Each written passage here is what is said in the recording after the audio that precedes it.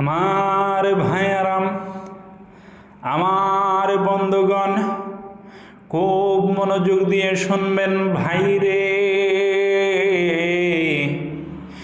বিভিন্ন বিসিএস পরীক্ষায় এসেছে, এই প্রশ্নগুলো যদি তোমরা পড়ো তাহলে যে কোনো চাকরি পরীক্ষায় বা বিশ্ববিদ্যালয়ে ভর্তি পরীক্ষায় তোমরা কমন পাবে। 1 নাম্বার প্রশ্ন হলো, বাংলা ভাষার প্রথম ব্যাকরণ রচনা করেন কে? নাথানিয়েল ব্রাসিহেলহেড।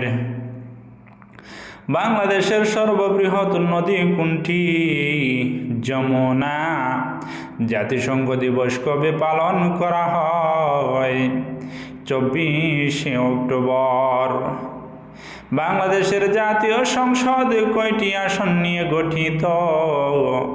350টি আসন নিয়ে গঠিত। গীতাঞ্জলি কোন ধরনের গ্রন্থ?